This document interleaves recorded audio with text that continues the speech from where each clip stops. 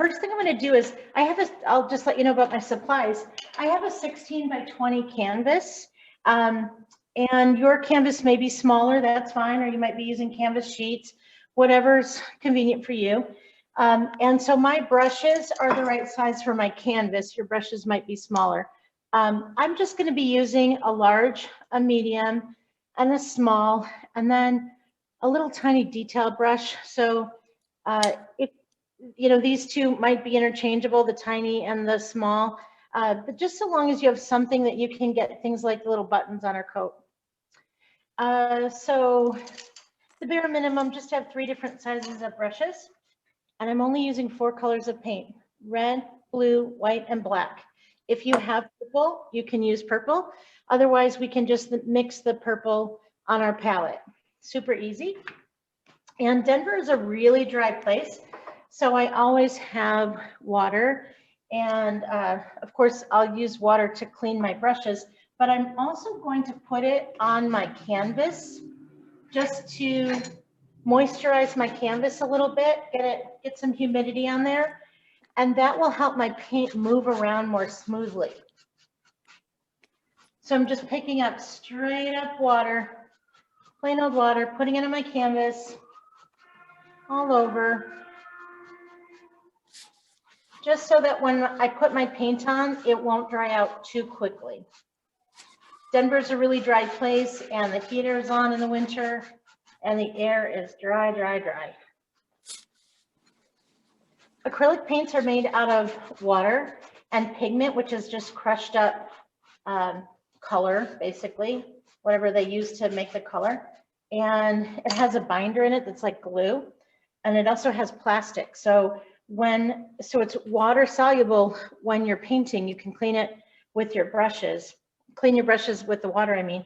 But then after it dries, it just gets really hard and water resistant too, like plastic. So I really like acrylic paints. They dry in about 5 to 10 minutes. And that's a great amount of time to paint. And then you can hang it on your wall pretty quick after that. So in my opinion, it's a lot easier than oils that way. And looks like you already have some experience with acrylic paint. So off we go, right? Okay, so the first thing I'm going to do is I'm looking at this sky. Oh, this painting, by the way, is called Red Coat. And it was painted by someone who used to work here named Claudia. And I think it's really lovely. And so she put in a sky that is a combination of blue and white and purple. And then this is really interesting. She has a blue cloud in here down in the purple, which I think is really pretty cool. You don't normally think of clouds as blue, but if you pay attention to clouds, then you'll know that there really is blue in clouds.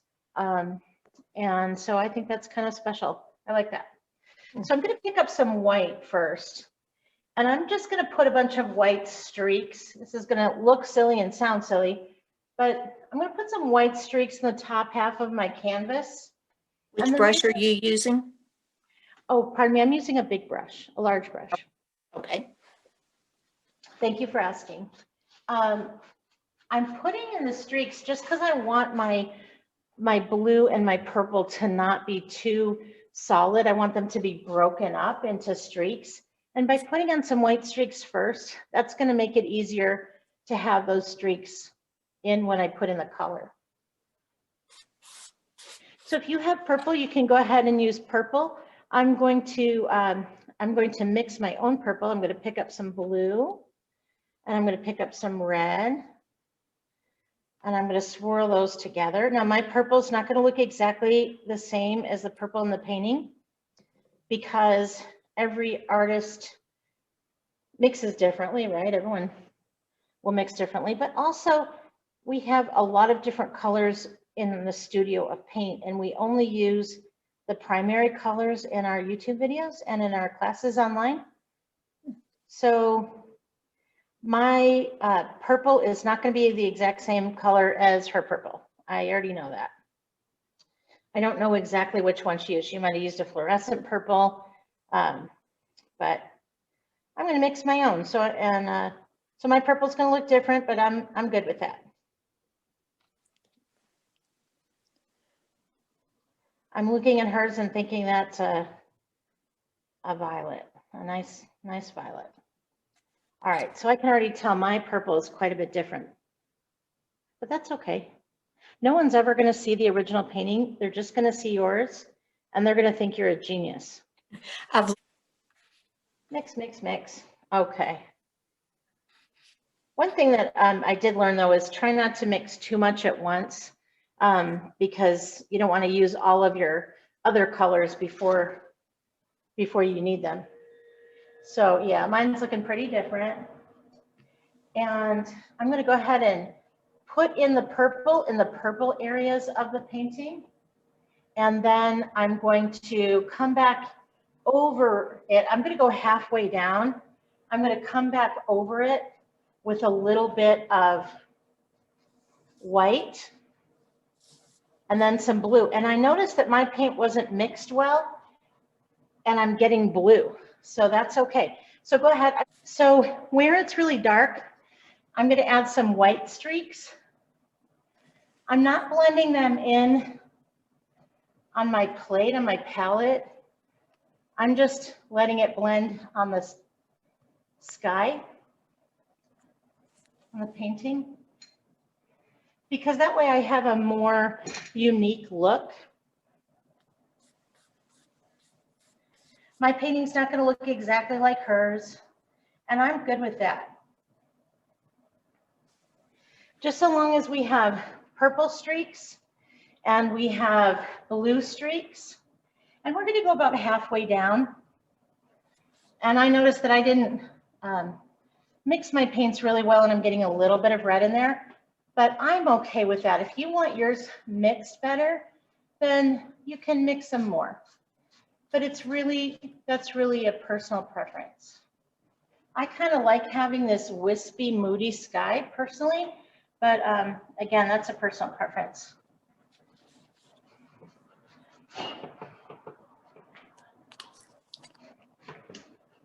All right, so I'm doing the purple up here.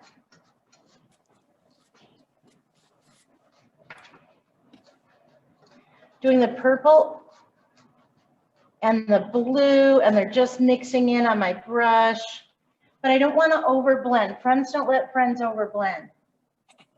So then I'm picking up a little bit of blue on my brush and a little bit of white together. And I'm going to put more blue and white up here in this left-hand corner. There's no particular reason for that. It's just, why not? It has it here.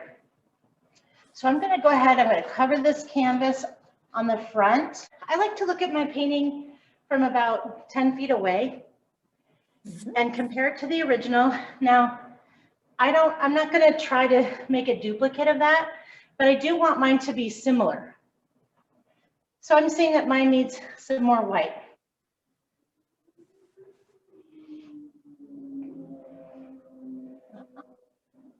Okay. It's always a good idea to look at your painting from 5 to 10 feet away, because up close you really can't see it. And you want to see it from where it's, from what it's going to look like when it's hanging on your wall, not when your nose is in it, obviously.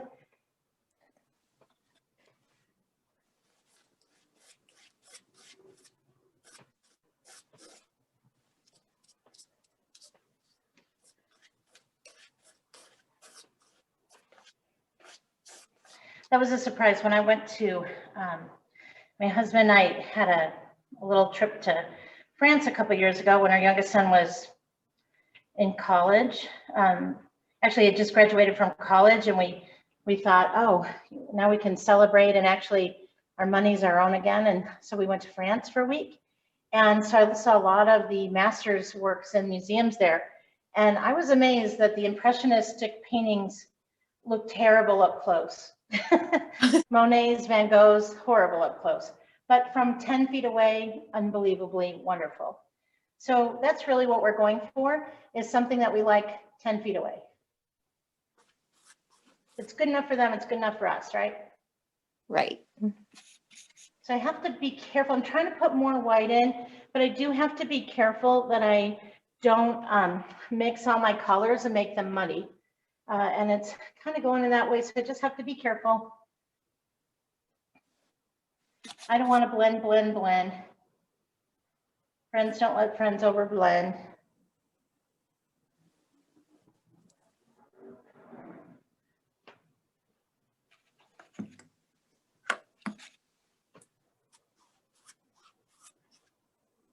Notice I'm only going down about half. And she's got some white streaks up in here, which I kind of like. It's just like little clouds, like a little scribble of clouds that form a little pattern.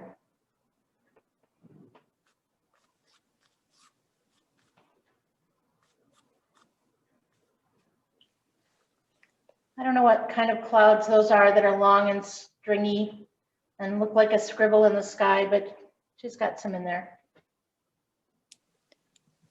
And if you don't like them, you can always flatten them a little bit. I do like to paint on the tops and the sides of my painting as I go.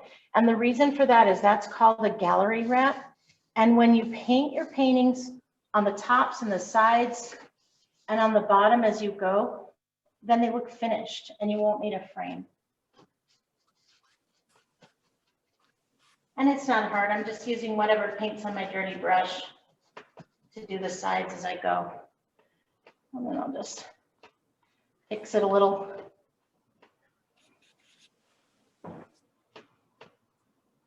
So obviously I'm not being too fussy. I'm not trying to make mine look just like hers. Her painting is an inspiration, and our paintings are going to be unique to us. And that's what we want. I hope that's what you want, because that's what we always get, right? Right. So just say it was intentional, huh? Yeah. Well, it lets our personalities show through.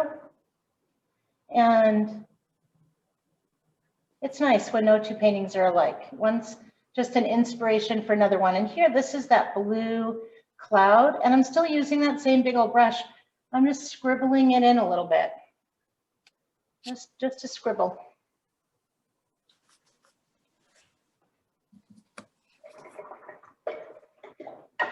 And then if your brush is too big for what you're doing, you can always take a smaller brush, add a tiny bit of water just to make sure that it's not too dry.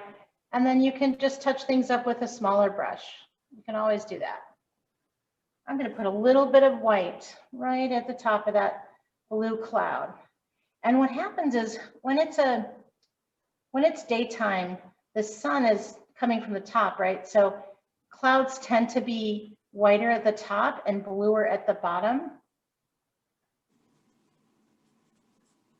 So I'm just adding a second layer over that blue so that there's white at the top.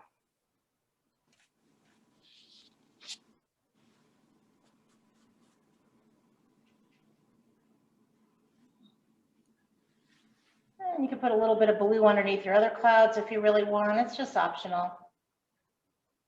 Little shadow.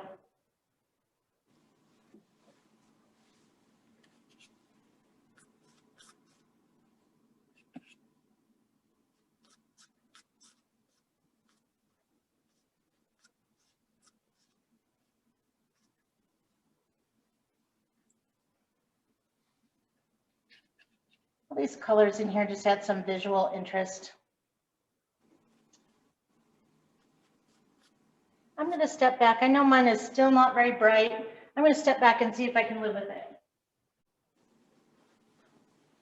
So the thing that I love about acrylic paint is if you let it dry, you can just paint and repaint all you want. I do paint with oils sometimes. I teach the Bob Ross classes here. And we don't have a lot of them. Well, actually, during the pandemic, we don't have any going on. But we do 1 or 2 a month when it's not pandemic time. So I do a little, you know, I dabble in oils because that's not very often. We do acrylics every single day here. But oils, you know, you are just real different. You can blend them, but eventually if you blend too many colors together, they'll get muddy. And the thing that I really love about acrylic is you can just let it dry and paint over it. If you don't like it, then let it dry, paint white on top of it, like you would correction fluid, and just start again. And I just love that about acrylics. Yes. I'm going to go ahead and I'm going to add a little bit more lightness down in the bottom of my painting, because when I stepped away, I just thought, this is really too dreary. I'm going to lighten mine up a bit, but it just depends on what yours looks like and what you like, what you're going for. But just have fun with it. The whole idea is just have fun with your painting.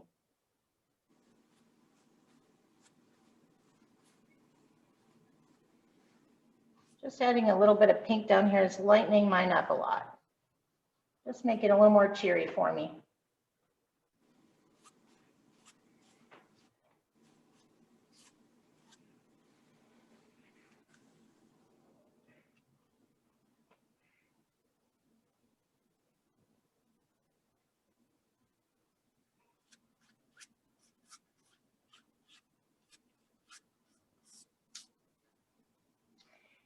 And I love to watch the sunsets. Absolutely love to watch the sunsets.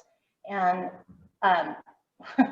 with the terrible fires we had in Denver in Colorado this past summer that continued on into fall and almost winter, I think, it was just terrible, terrible. But the skies were amazing. And each sky just had tons of these beautiful pink clouds and some purple clouds. And as horrible as fires are, the skies sure were pretty. Yes, they were.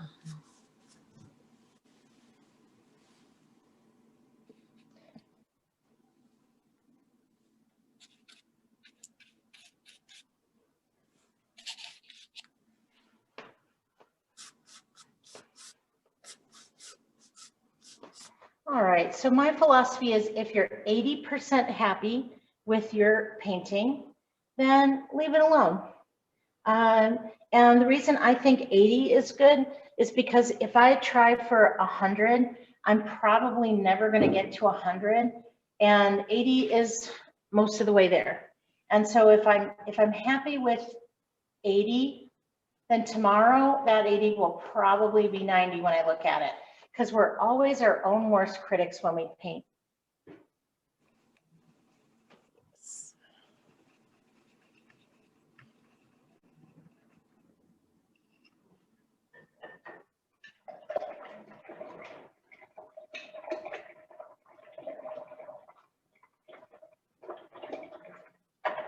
So my sky is darker than hers, but I'm okay with it. I might put a little more purple right up in here.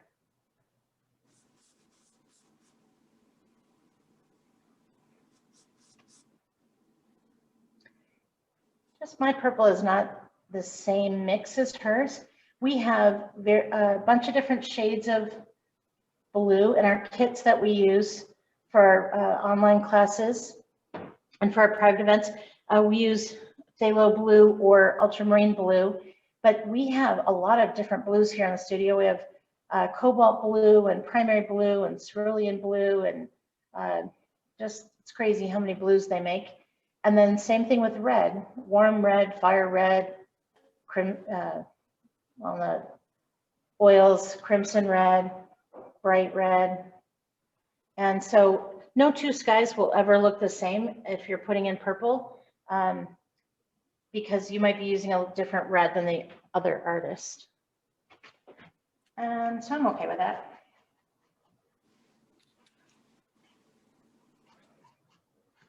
All right, I should probably stop fussing. Because if I keep fussing, I'm going to have a totally different painting. Yeah. It's fun though. I was painting a feather last night, and you know, the bottom of a feather really doesn't have very many of those fuzzies on it, but I was just having such a nice time with the mountain. Eventually it looked like a caterpillar. All right, so I'm gonna have to make myself stop and just walk away. Do you need some time to catch up on the sky, or do you want me to keep going? I'm kind of at that point where I'm not helping it anymore, so I need to let it go. I got it. So in this painting, so we painted to about halfway down. In this painting, the mountains are actually gray or white and black. But then I can tell there's just this little hint of purple in there. And so I'm thinking that if we clean our brushes really well, even if this is a tiny bit wet, and I would know that by just looking at it, if it's shiny, it's wet. Even if it's a little bit wet, it's still going to be okay to put black on top of it, or even gray. It won't hurt that at all. Normally I would just let that dry, but I think we can get away with just putting in some mountains in our horizon. So these mountains that she did, and I say she, you know, the original artist of this painting, you can see that they're made with black, but then they have gray and white layers. And there's not a lot of rhyme or reason to where each goes. So we're going to wing it. There's a mountain here, or maybe a series of mountains. And then on this side, there's a mountain or a series of mountains. And then the woman is walking in between, almost as if there's a road that goes through them, between them. So I just want to make sure that my two mountains aren't exactly symmetrical. I don't want to make exactly the same thing on both sides. So I'm going to sketch on a mountain, and I don't know if it's, you know, it might resemble hers, it might not, that's okay. And then I'm going to bring it down. And then I'm going to sketch out another one. I don't want it to look exactly the same. Maybe this one's going to go up. You can do yours in any shape you want, just so long as you have, you know, have some on the horizon. And maybe they meet a little bit in the middle. We don't know. We'll figure it out as we go. But I can tell that what she did do is she picked a shady side and then a brighter side. So it doesn't matter if we pick the left or the right to be our brighter side, but we should pick one, and then it should be the brighter side on each mountain. So since this is bluer and this has red in it, like purple, my hunch is this part of the sunset is darker on the shady side. That's just my guess. So I'm going to make the left side of my mountain darker. I'm going to go ahead and lay in some black with just a scribble. Now, if you pick the other side, it doesn't really matter too much. But on the black side of each peak, I'm going to scribble in some shade.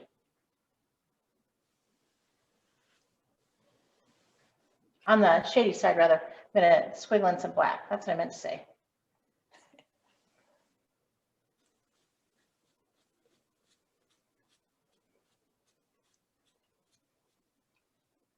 And when I say squiggle, it's kind of like a, you know, just a scribble. Like a Harry Potter scar or a lightning bolt edge. Just messy, jagged. Jagged is good.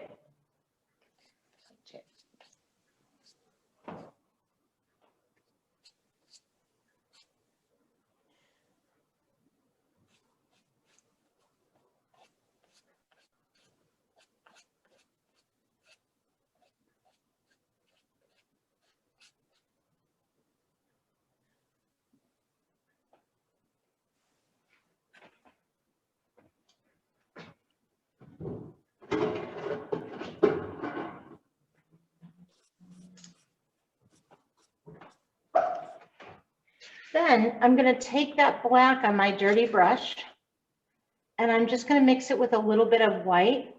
So now I'll have a light gray. I'm not putting it into the center of my white. I want to save that. I don't want to waste my paint. But just making a little bit of light gray.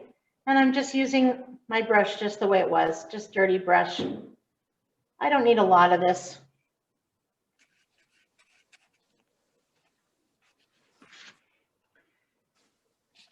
And then I can come in next to where I put that black, and I can gently just scribble in some of this gray. We're going to have 3 tones in our mountains, and just keep it kind of a random shape. I'm going to have 3 tones in my mountains. We're going to have some white in there too.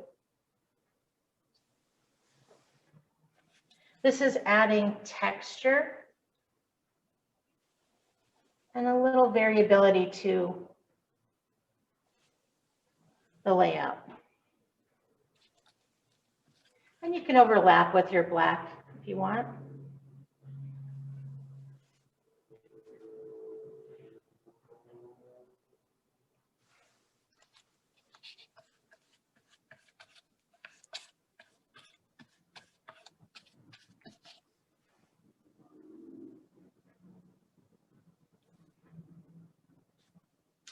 So the darker areas might be forest. They might be, just an area that doesn't get as much sun because it's lower. We don't really know, and it doesn't really matter.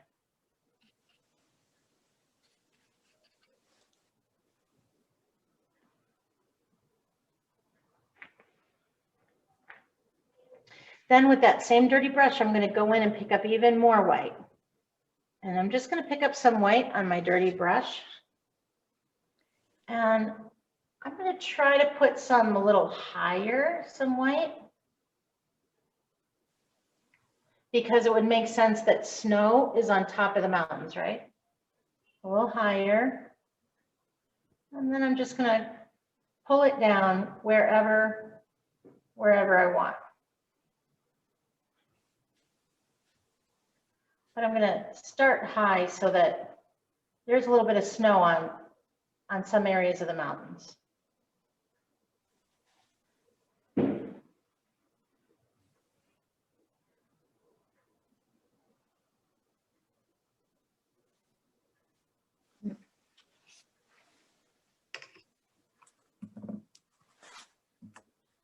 And by having these 3 different shades of white and gray, it's giving me just more visual interest and contrast in my mountains.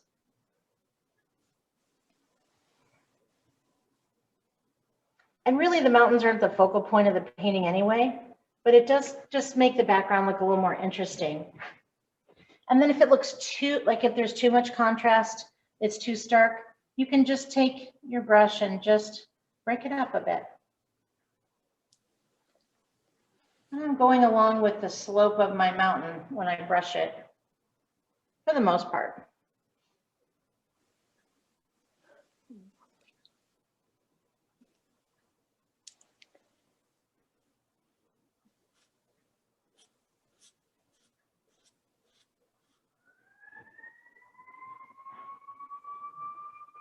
And there's a couple areas where there's a little purple shining through. I'm just gonna let that happen.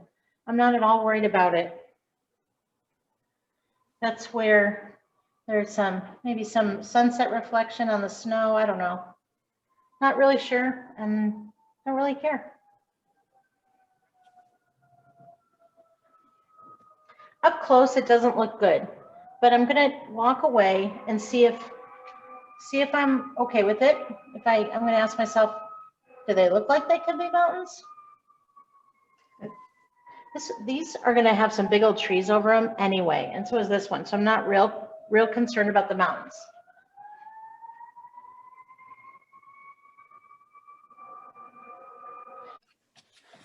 And if it's too much contrast and you don't like it, just, go in and put some more white in.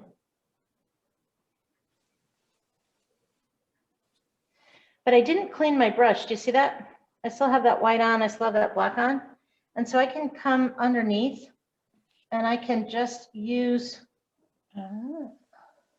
that white and the black on my brush and just pull in some color from the side to make those lines in the snow. Why not? I'm going to need them anyway.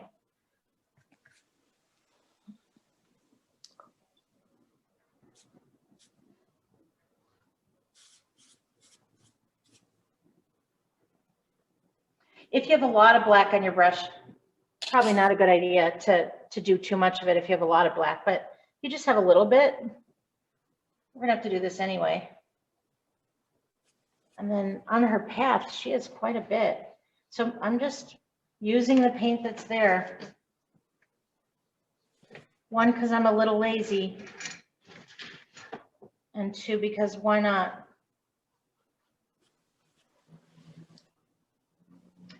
I just want to make sure that the lines I do on the path aren't the same ones that are over here. I want them to look like I put them in special.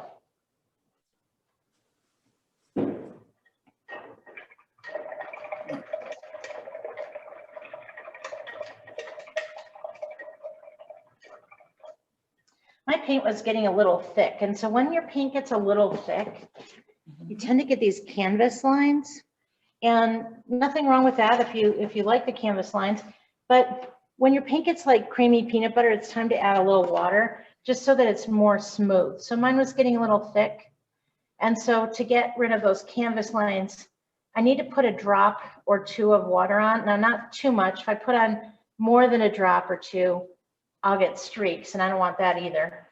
Streaks coming down. But a drop or two of water on your brush going over that sometimes helps make those canvas marks a little less noticeable.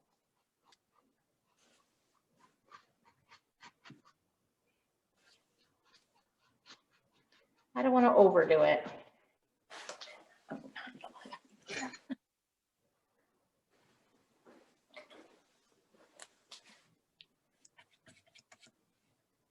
So in the snow, there's the tiniest amount of blue and the teeny tiniest amount of that purple, but it's so tiny, it's almost like a ladybug walked across some paint and then dragged it in on your carpet with the little ladybug feet.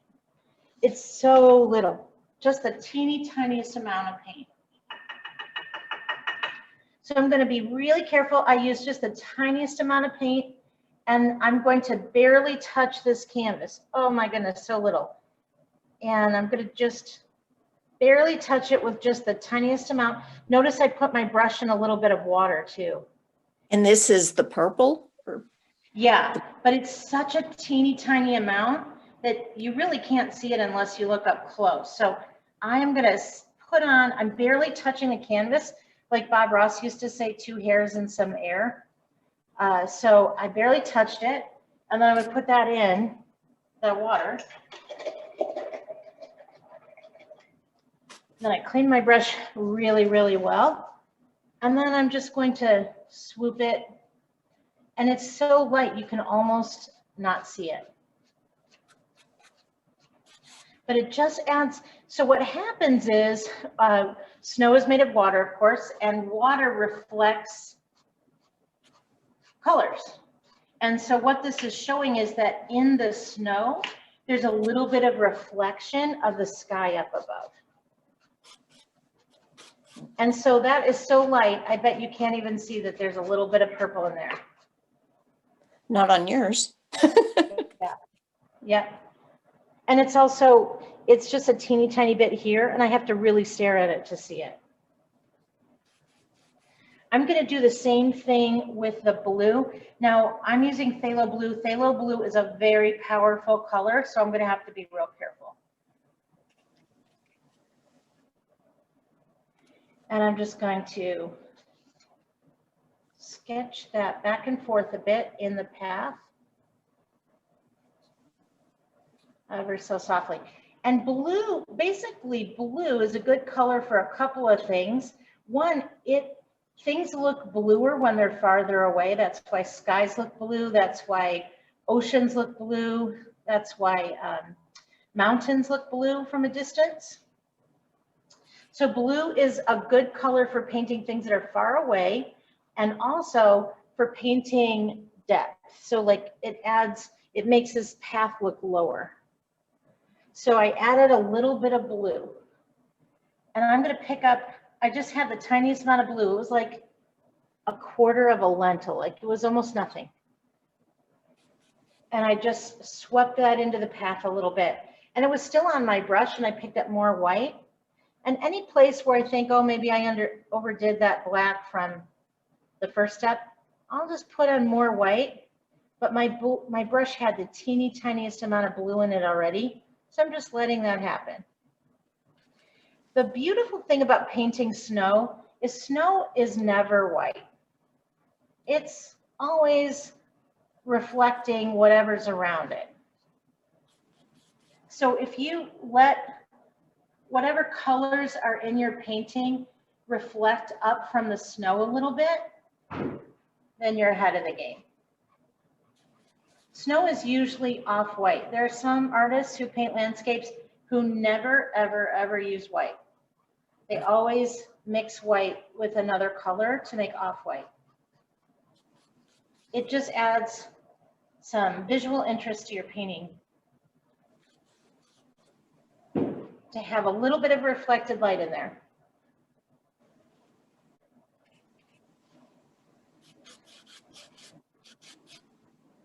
And any place you have any canvas marks, if you don't like them, you can just pick up a little bit of white and streak that in too. And notice how I am going horizontally, just like I did in the sky. And the reason for that is that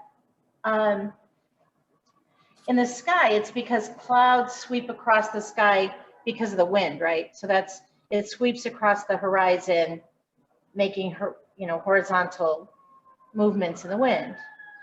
And on the land, each little streak is a different plane on the land. It's basically those bumps that naturally occur in the snow from wind. Each little streak represents a little bump. I'm looking at my painting and it's way too blue, but I couldn't see that just standing in front of it. I just can't. But if I look in the camera, that gives me more depth. And so I'm looking in the camera right now and I can see that mine was too blue. So I can just go in and I can put in more white, no problem. That's what I love about acrylic painting. Let it dry a bit. Just paint some white over it and you're back to a clean canvas. But you want to be careful and not put on too much black and then go over it with white that's wet. At that point. All right. Yeah, and like you said, we're going to be covering these mountains with big old trees, so it won't really matter. All right, so I'm going to need to mix a medium gray. If you don't have any already, just a little white, a little black, probably 2/3 white to 1/3 black. Black is more powerful than the white. That way.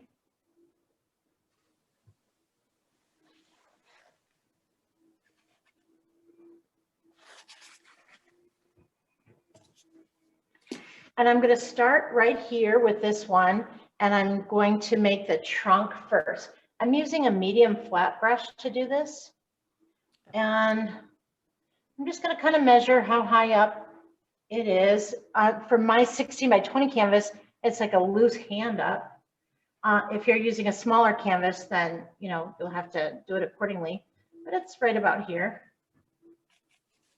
And then I'm going to apply more pressure at the bottom because the base of the tree is wider. More pressure at the bottom, and then I'm going to pull up and I'm going to twist my brush a quarter turn as I go, and that helps me make the top thinner than the bottom. But this tree has 2 halves to the trunk, So I added a little bit of black to my brush because on this side, it's a little darker. So I'm gonna put this right next to that one, flatten it down, and then as I go up, a quarter turn, just to make it thinner near the top.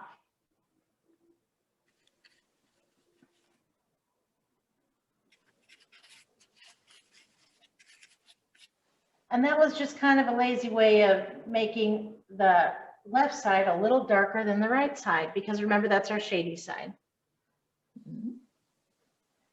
We could have just done that with this tone on what alone on this side and then that tone on the other alone. But by just mixing, by having it on my dirty brush, it was just a little lazier.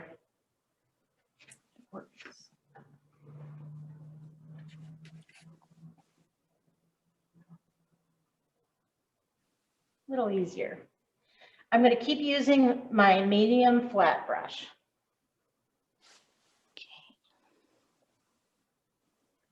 And I loaded it with black paint.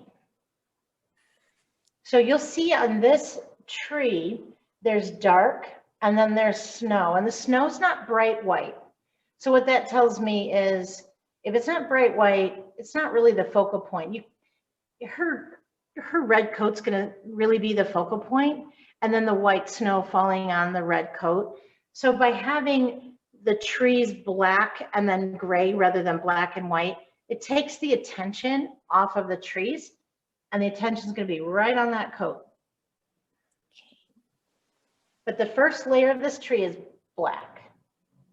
So this is a pine tree, and it looks like this person used a fan brush. I don't have a fan brush here. I mean, I do, but we don't use those in our online classes because we want to learn how to do everything with the most basic supplies we have. Because like I said, we put it on YouTube and we just really want people to know you don't need a ton of supplies. And if I say that on YouTube, I will never have anything sponsored, but it's the truth. You can do wonders with just a couple of different brushes. So I'm going to use my medium flat brush that I've been using all along. And I'm just going to start making branches with taps. Now my pine tree is going to look a little different than her pine tree because she used a different brush. If you have a fan brush, go for it. Go for it.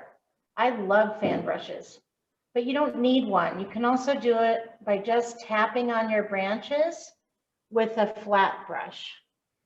I'm just holding it the flat way, and I'm just making little layers of branches and try to mix them up a little bit so they're not too predictable. And each one's going to come down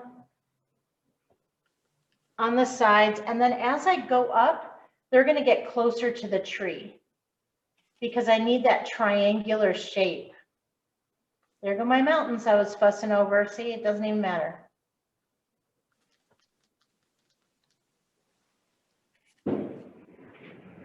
It's almost like I'm putting on a mustache. I'm drawing on a mustache each time, kind of. But notice the tapping I'm doing? That's called stippling. And that's just trying to keep it kind of a little more random. The stipple is making things a little more random than if I were to just stroke it on. I don't want to do that. Tap, tap, tap, tap, tap, tap, tap. I'm tap dancing, basically. And you're doing that across the trunk too? Yes. And I want a lot of fullness across the trunk. And the reason I want a lot of fullness across the trunk is that there are branches going this way, there are branches going this way, there are branches coming out at us, and there are branches going back toward the mountains.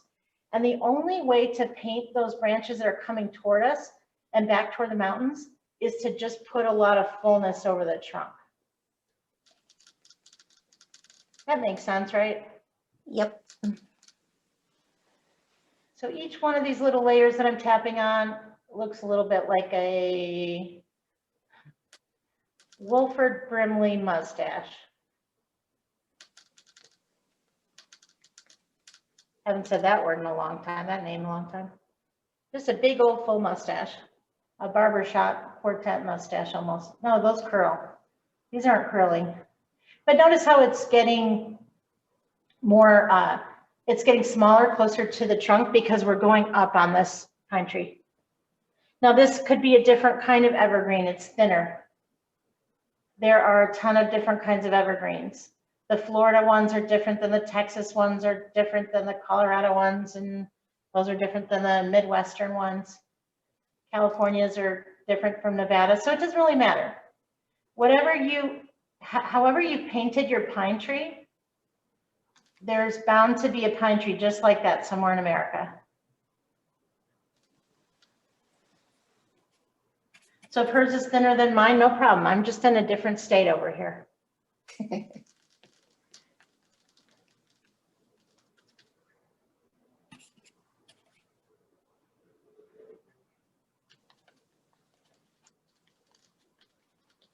I did leave room between the branches for the birds to fly in and build a nest. So there's a little tiny tree right here. And we're going to do the exact same thing we did before, just with a little tiny tree. It's right up here in front of the mountain. It's really not a tiny tree. It's a big tree, but it's just really far away. So I can do that with a small brush the exact same way. I'm just going to tap on the branches.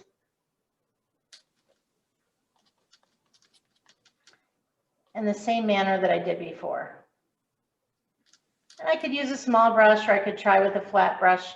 It doesn't really matter. Just make sure that you leave a point at the top of the tree because the point tells my eye, oh, that's a pine tree, not a bush. And then make sure you tap on fullness near the center so you can't see the trunk.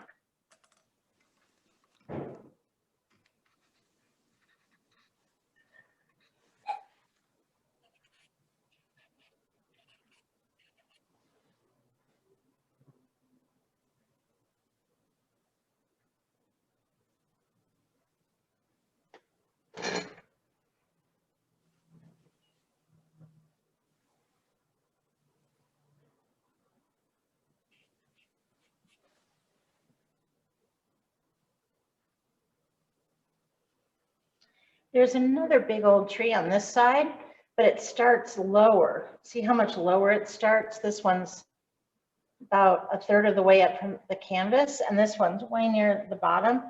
I'm going to start it right about here. And I'm also, instead of using gray, I'm going to use straight on black. And the reason I'm using straight on black on this trunk is because when things are closer to us, they look darker. When things are farther away, they look lighter. Okay. So I'm going to start right here and I'm going to use straight on black, lots of pressure at the base, lots of pressure. See how it's bending, my brush is bending.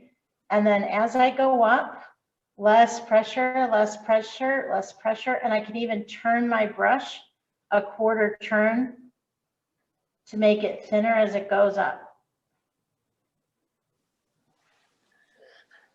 And I can flip my brush over and do it again on the other side just to use up that paint.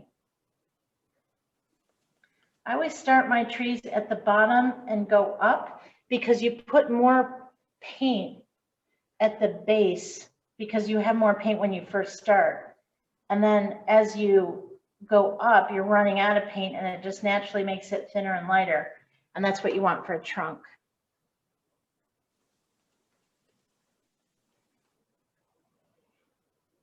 That said, that things are lighter when they're farther away is maybe I should have put a little more light in this mountain. It's never too late. I can always change my mind. Drives my husband crazy. I'm always telling him I can change my mind. It's okay. Nothing wrong with changing your mind. Put a little bit more lightness back there. But in general, things that are closer are lighter. Pardon me, are farther. Things that are farther away are lighter.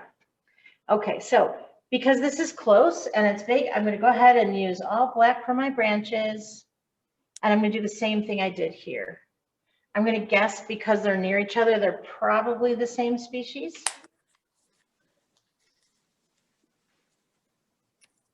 Whoops. These are definitely pine trees, not deciduous trees, so I think I'm good.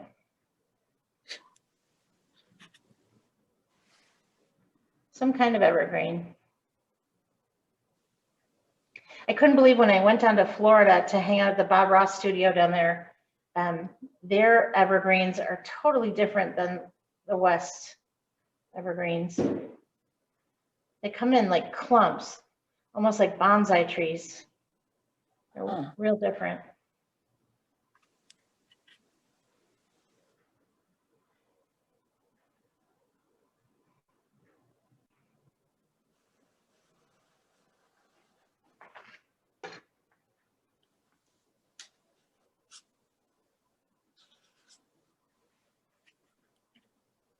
People will tell us a lot at the studio, I can't draw a straight line. But notice that we haven't drawn any straight lines. We swooped, and then for a tree trunk, the less straight it is, the better. And for these branches, the more I move my hand around, the better. I want to avoid straight lines because there aren't very many straight lines in nature.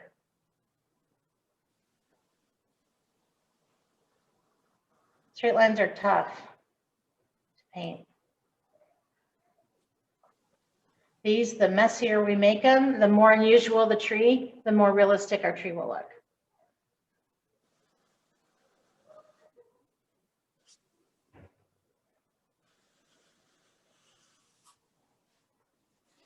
I'm going to finish this tree, and then I wanted to ask you, do you want me to take a look at how you're doing on your painting? Sure. Okay, all right. I'm going to go ahead and finish this tree, and then I'd love to see how you're doing. We're going to do one more tree after that. It's a little farther away, so the trunk will be grayer. And it'll be starting right around there. That'll be the next step. I'm going to go ahead and show you that the other tree is going to start right about here.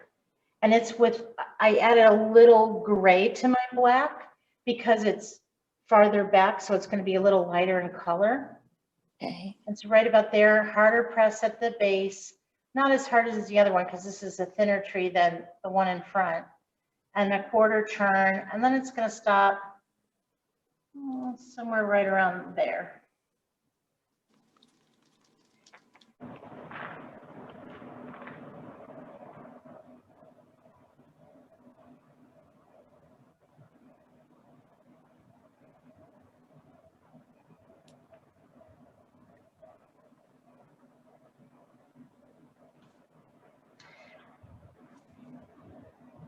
I just want to show you that there's a little bit of shadow underneath the trees.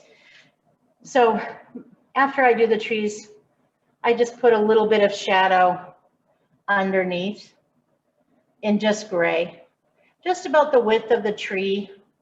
Okay. Just kind of, you know, pulling it out a bit.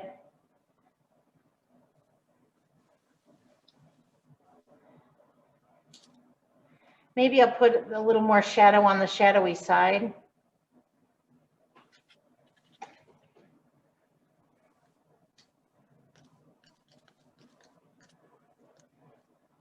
But after you're done with your trees, just a little, you know, little gray scribble to pull out the shadow a little bit. That's all it is.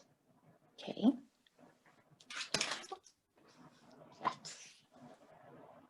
And I'll remind you of it later after you're done with your tree. Each one gets a tiny little shadow, depending on the size of the tree.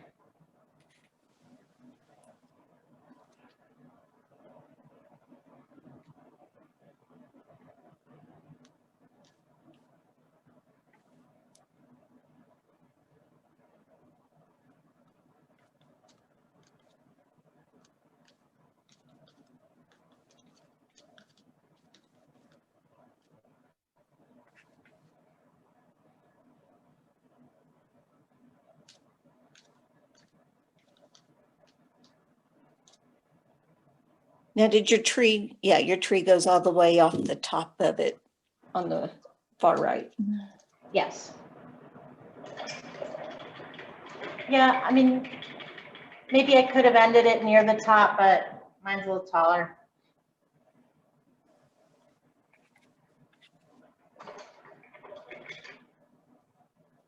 Our aim is not to copy, but to use it as an inspiration and know that ours are, everybody's is always different. And that's okay.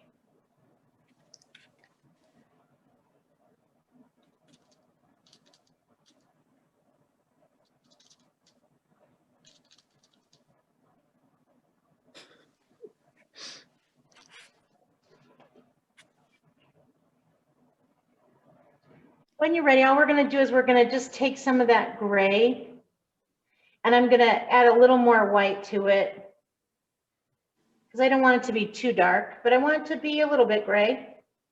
And then we're just going to tap on, using my medium brush again, using this brush for a lot. I'm going to tap some snow onto the tops of my branches, pulling it out a little farther than the branches go, because it would make sense that the snow would sit on the top of the branches, right? But what I don't want to do is I don't want to cover all of my dark. And then across the trunk, I'm also going to tap more straight across the trunk because those would be the branches that are sticking out toward us. Okay.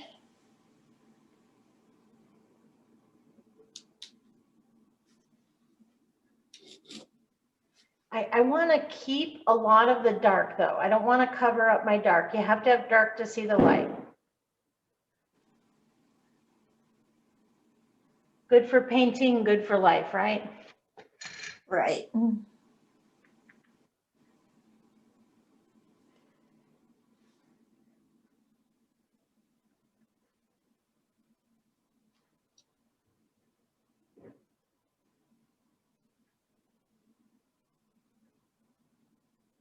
I'm going to put a little less on the shady side of the tree, just so that it draws the attention more to the right side where the sunlight is.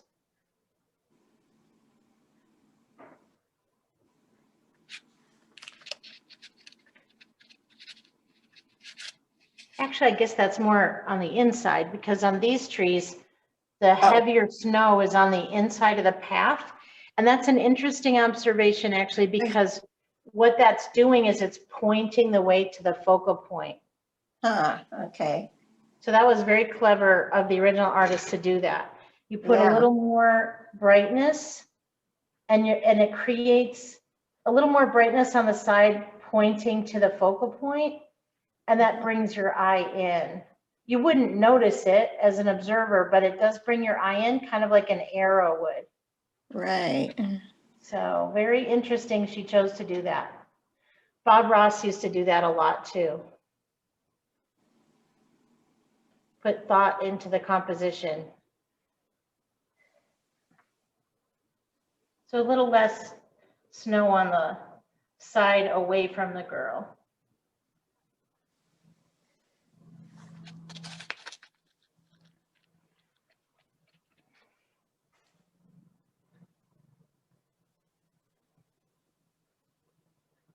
But again, I don't want to cover up the dark. I want to keep the dark.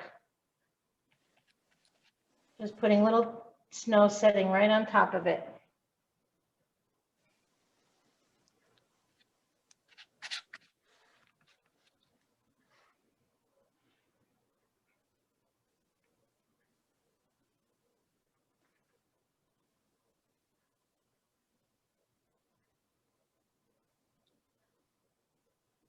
Oops.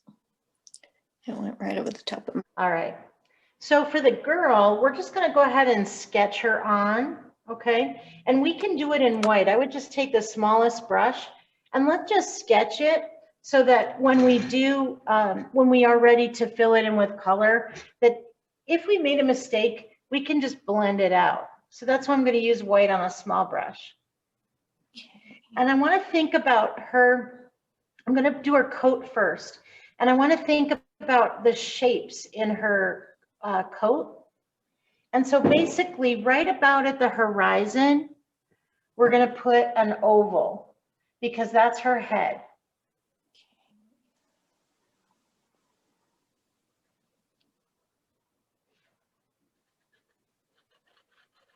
And this is, you know, about the size of a small plum on mine, but depending on the size of your canvas, you'll have to, you know, just kind of wing it. The more important part is just that her body's proportionate to the size of her head. Okay.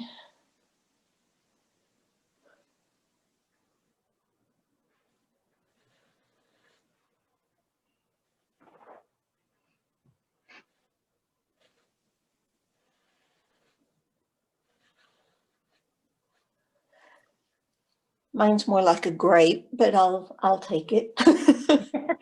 Okay, no worries. And then it's almost like building a snowman. Her shoulders area, or if you think about it like an insect, a head, thorax, and abdomen, it's almost like that. But I'm going to think of it kind of like a snowman just to start. Her chest area and her back, it's going to be bigger than her head, but not as big as the bottom area. So I'm just going to go ahead and I'm going to put some shoulders on her, leaving a little bit of space for the neck. That's wider than the head.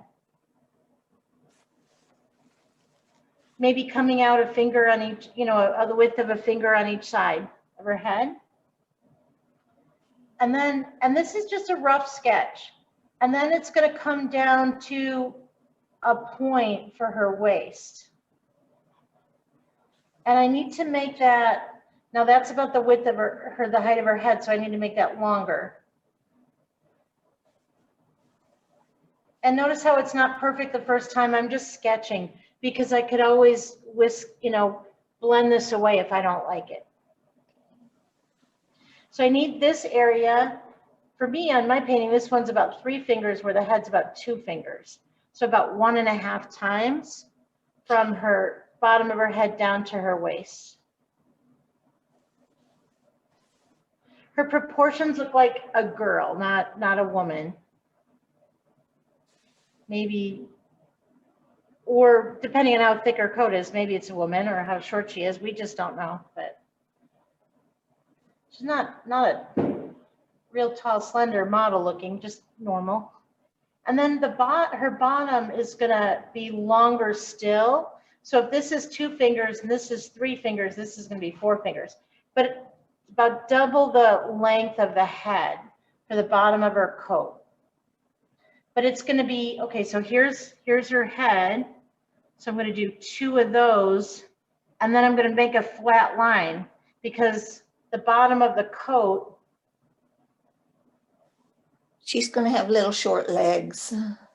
on mine, she's gonna have short legs. I should have made her a little Should smaller. I start her head up higher? Yeah, you can, for sure. It's up to you. Or I'm make her thinking, head smaller, I guess, are my 2 options. And yeah, I'm shrink it thinking that I down. might just, so what we can do in this case is we can just use the paint colors that we've used before, and we can just blend it away. Like I can use more gray and no one will even know she was there. She's now just a little ghost woman.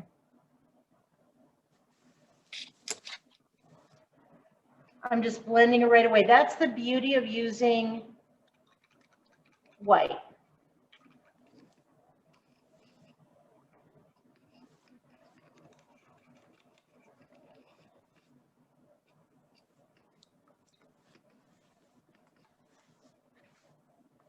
I'm going to make mine a little smaller too.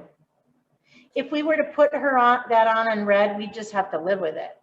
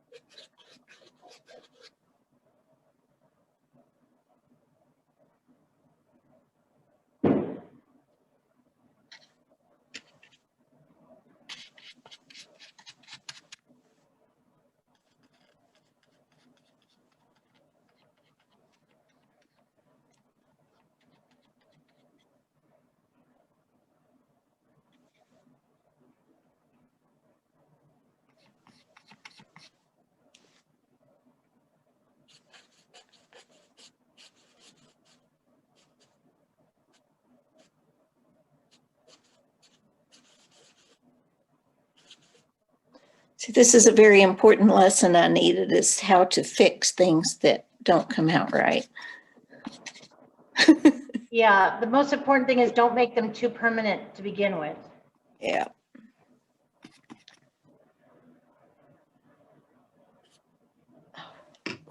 And streaks can be your best friend.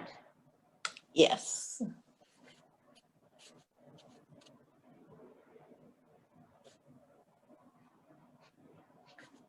She's still going to fall in that area, so I should be okay.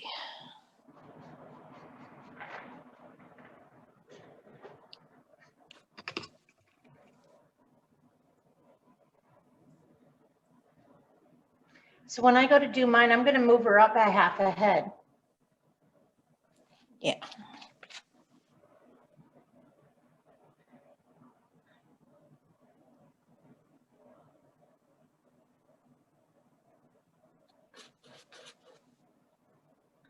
So since my head was there before, I'm going to move her head up a little higher.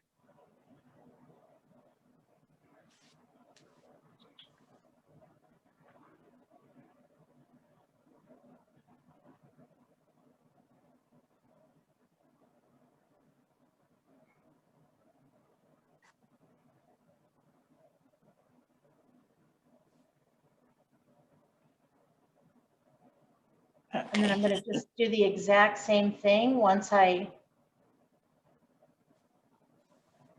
cleaned up what I did a little bit. I'm going to drop down a little bit, maybe just a little bit to give her a little neck. And then I'm going to do the same thing I did before, only a little higher and a little smaller.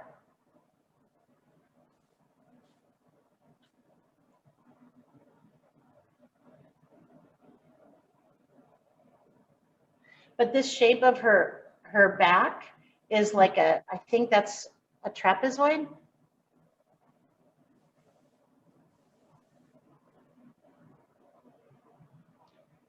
It's wider at the shoulders, smaller at the waist, and then comes to a flat part where her belt will be.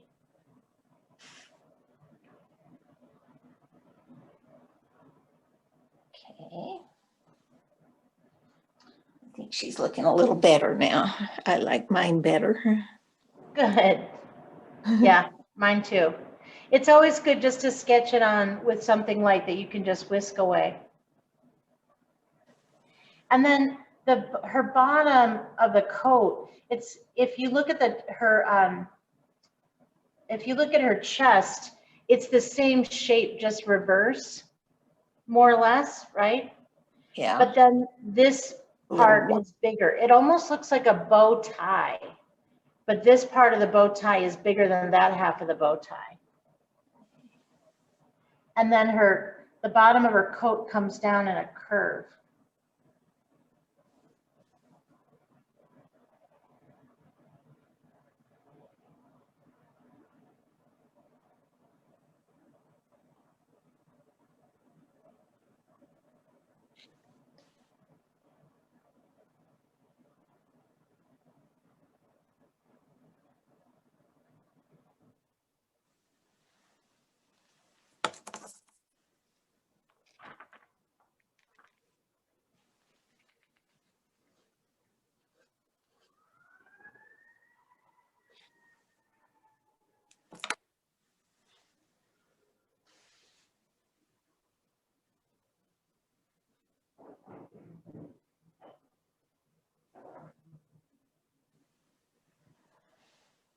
Okay.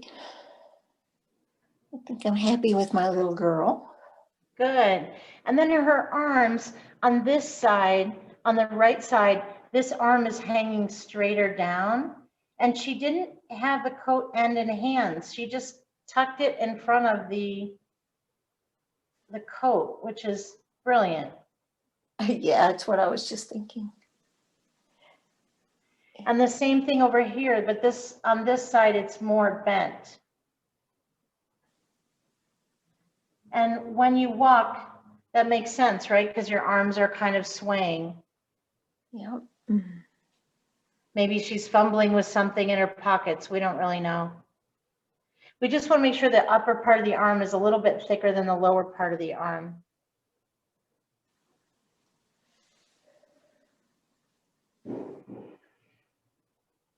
And then if you like what you have, you can just go ahead and fill it in with red paint with a small brush. And just, I like to just go slow. Okay. Because the red is not very forgiving. The white's very forgiving, the red not so much. So I'm just gonna go slow and I'm just gonna fill in what I have with red. And it's gonna take 2 layers of paint because red is kind of a wimpy color. It's more translucent than some of the other colors.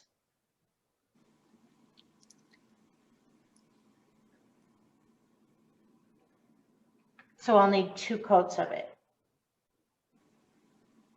Plus I'm painting over white and it's mixing in. So the first coat's gonna look a little pink. Then the second one will look like a true red.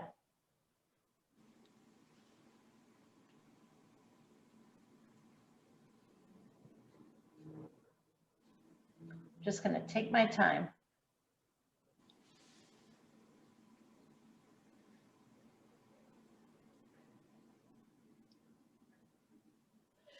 Okay.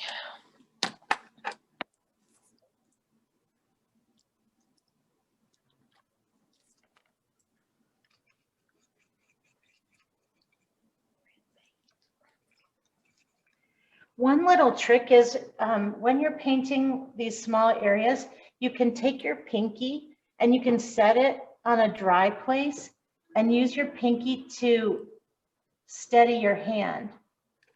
Okay.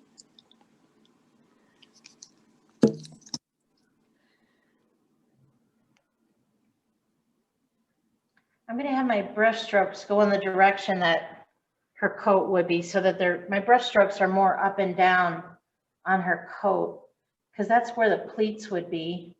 So if any brush strokes do show, it'll look like they're supposed to be that way. They probably won't show, but in case they do.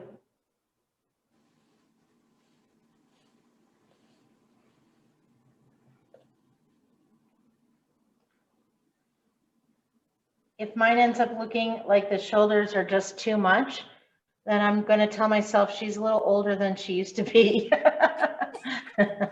Or maybe it's one of those 80s coats that had the shoulder pads in it. Yeah, now that you mentioned it, I think mine may look like that too. So that's all right. We can create our own story. Right. I was watching some movie not long ago and they had those 80s shoulder pads in it. But it was kind of funny. The movie was made in the 80s, but it was about an earlier time in history. Oh, And one of the women had those shoulder pads and I thought, well, that's not accurate for that time period.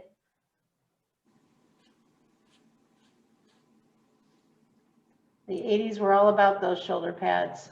Yeah.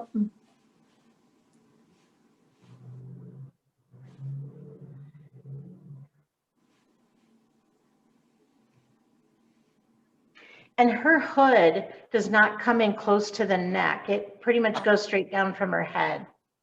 Okay.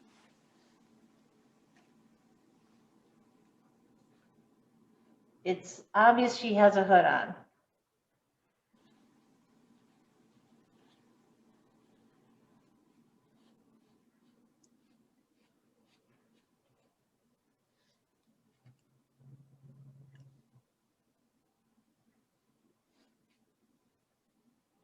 I'm going to have to let my red dry.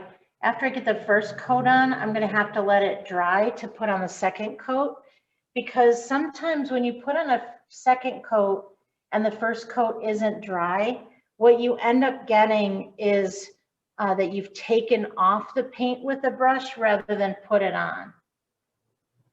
So I'm going to have to watch for that. If it starts to look like I'm taking paint off instead of putting it on, I'm going to have to let that underneath coat dry a little more first. Because sometimes acrylic paint just doesn't want to be messed with until it's a little more dry.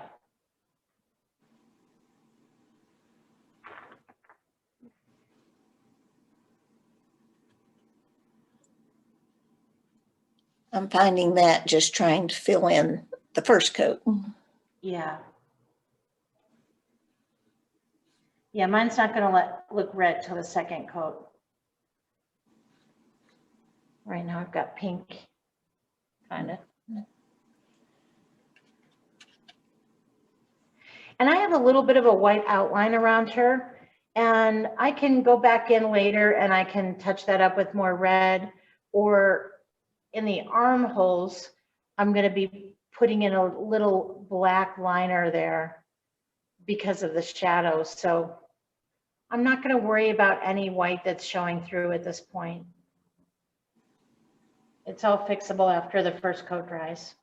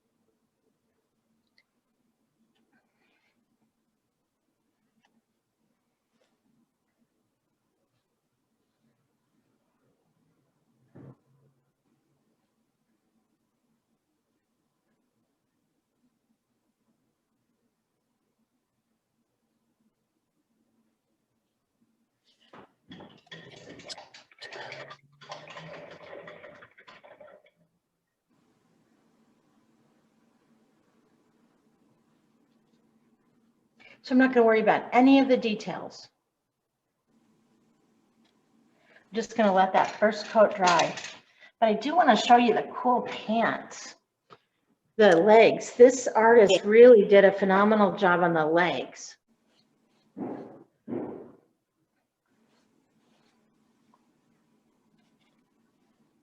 Yeah, black is not a very forgiving paint color. Once you use it, you've committed.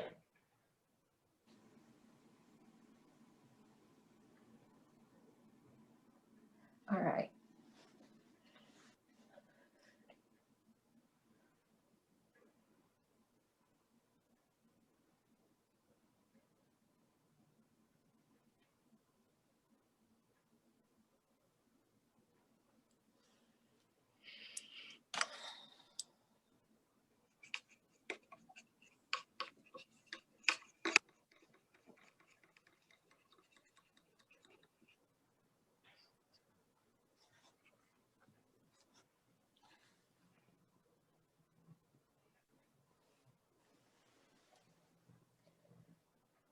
So let's start.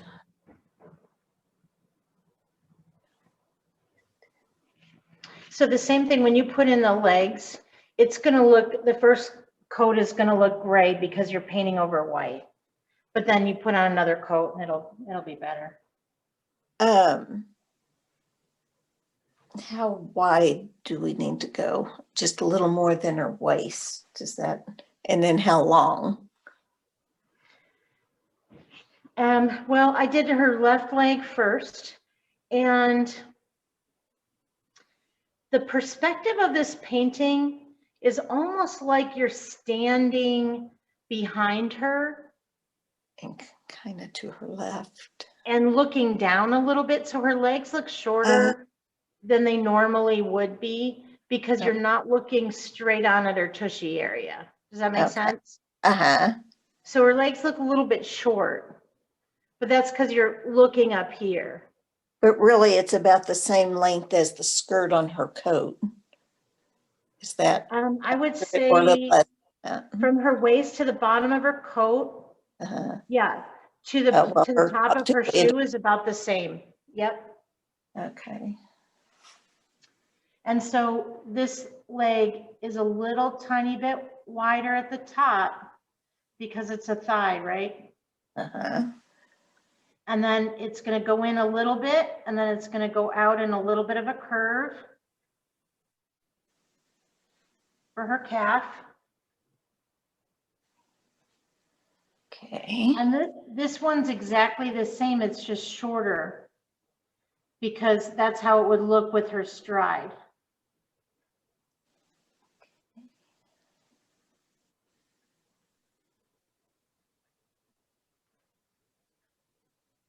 And then the shoes, they just kind of made this like scribbled in oval. There's no detail at all in the shoe. Maybe they're, oh, what did remember in the 80s too, or the 90s, they used to have those shrug socks, Oh, yeah. kind of like that. Uh-huh. I think in general, just, you know, didn't want to put a lot of detail in the shoes because it's really going to be about the coat. Yeah. And then once you have an outline you're happy with, you can just carefully fill it in with the smallest brush you have.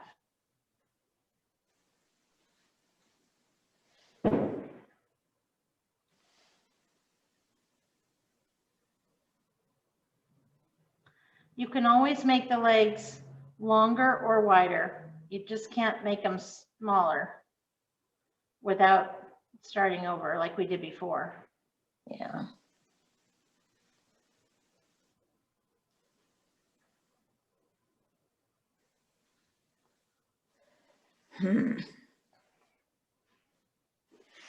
Okay, you've got her legs completely apart. I was just going to fill it in a little bit more.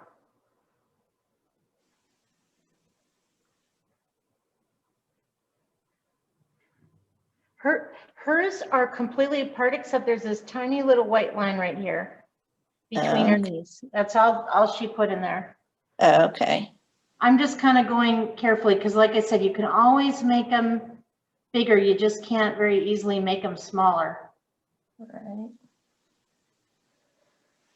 Okay.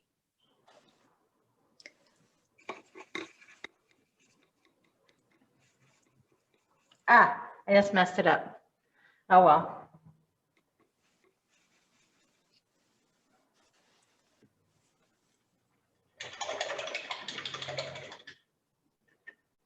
If you want a darker red, you can try this, but it's hard to go back from it. You can take the tiniest amount of black, just the teeny tiniest amount, and stir that into a little bit of your red. I wouldn't put it in the whole pile because I wouldn't want to take that chance. But if you stir it in a little tiny bit, you can see if you can get a deeper burgundy as opposed to a cherry red. Sometimes it works, but I just go easy. I don't put it in all my red just in case. I don't want to make a mistake. But yeah, it's giving me a little bit deeper wine color rather than a cherry red.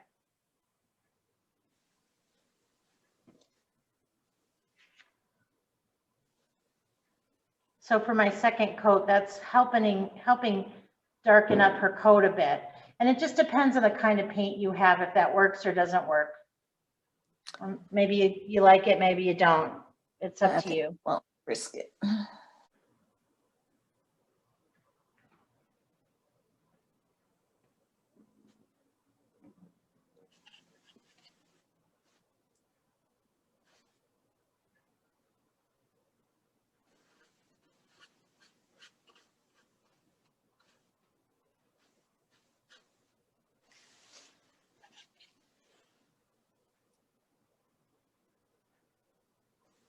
When you're ready, and there's no hurry, there's a little bit of detail on her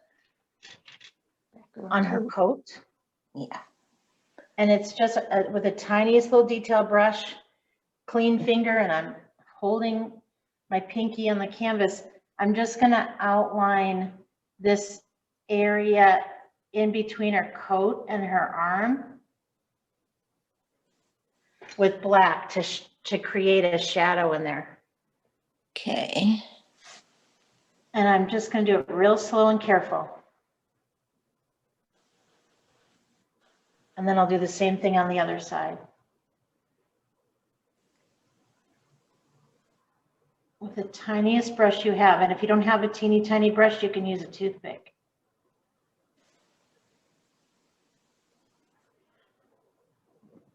I do, but I kind of like the toothpick idea.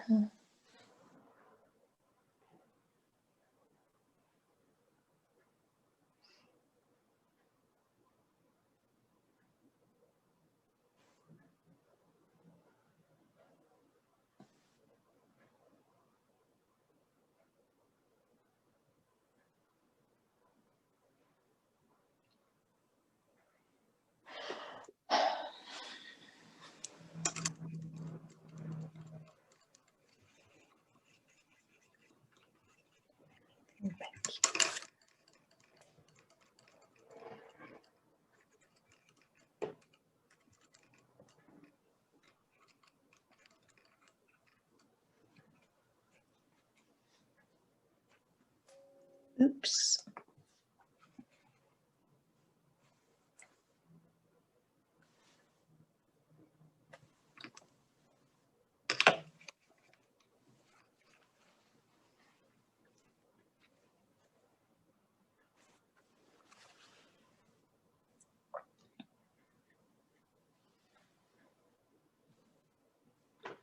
On her shoulders and on her arm, it's actually not outlined with black.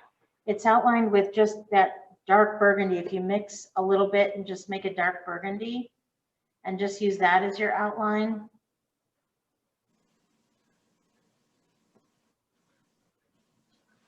But I kind of messed up and I put on black right up here, but I'm just going to forgive myself for mistakes. Don't worry about it.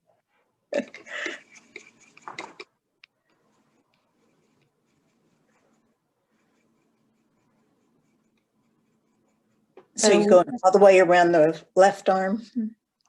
Yeah, I'm basically outlining her coat with just, you know, a little bit of burgundy. And if I didn't mix it well, that's why it's kind of black too. But just, if you can make a burgundy, it's going to look better. Okay. Just to define the edges a little bit.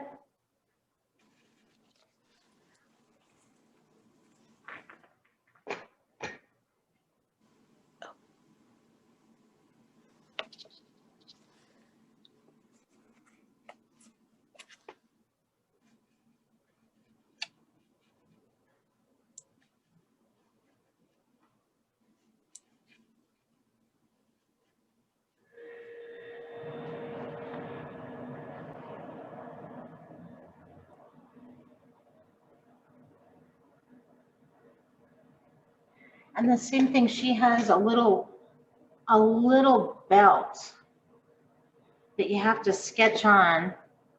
And you can either use the teeniest tiny amount of black or you can just use burgundy, but you have to draw on a belt and it curves down. It's a waistband is what it is, right? Oh, okay. Okay. And it sticks over the sides a little bit. Huh.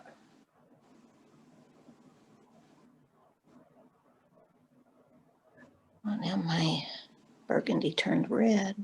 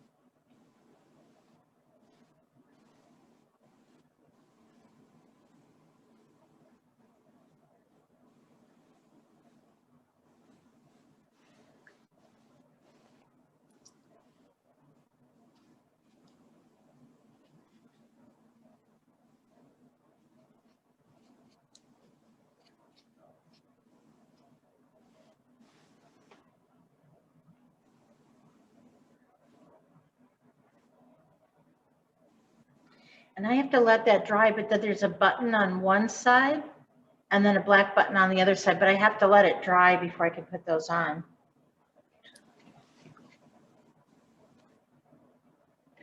And then she has pleats, 1, 2, 3 definite pleats, and then just a hint of a suggestion of little burgundy pleats between the pleats.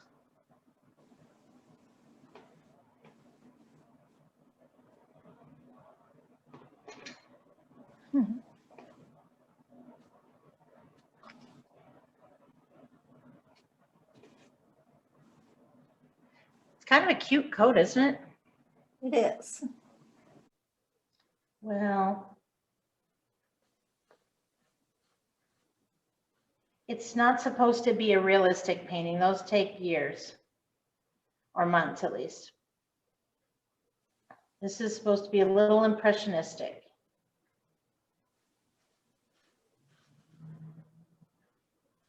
So we're going to be kind to ourselves. Okay.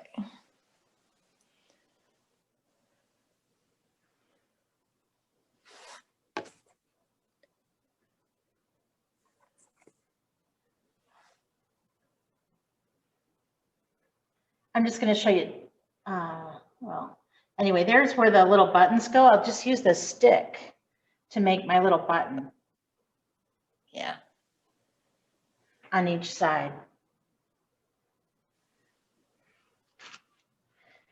And there's a tiniest little line across the bottom of her hood to indicate that that's kind of where the hood is attached to the collar.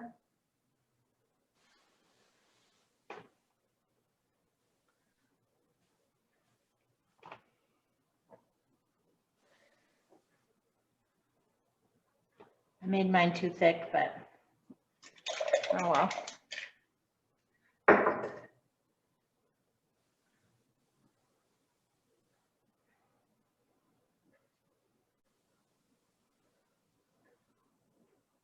That using shadow, though, does make a difference in trying to de-emphasize the things that you don't want to emphasize. Oops.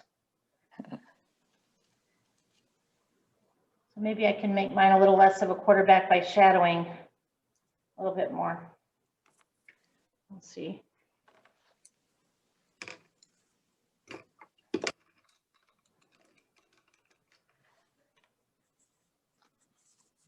Oh, I gotta clean my brushes.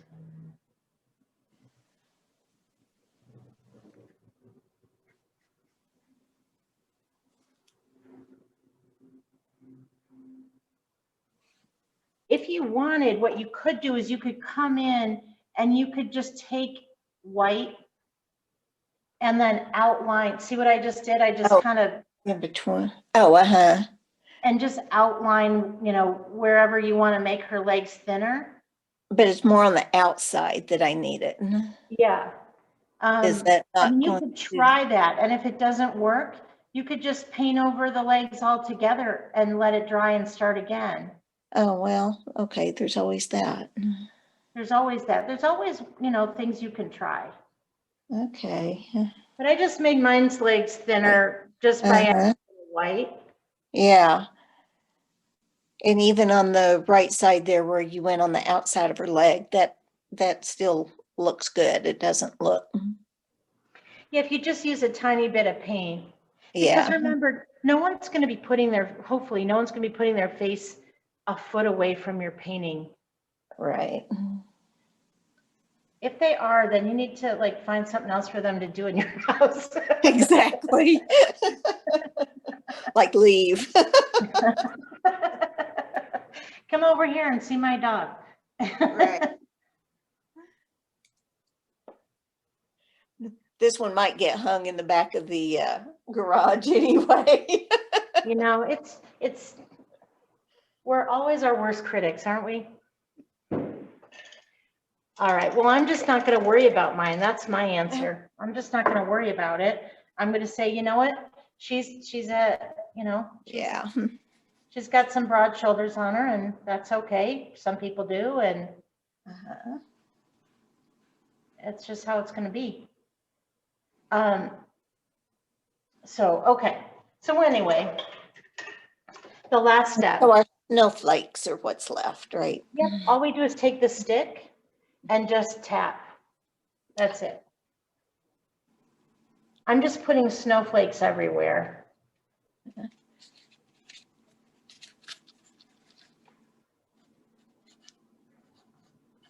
And sometimes it's nice to put them close together and some farther apart, just so it's kind of random.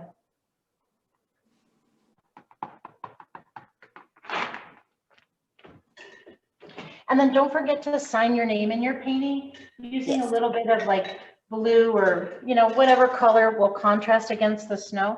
Doesn't matter what color you use, but just, I put my initials in the bottom right-hand corner. You can sign it or your initials, whatever you like.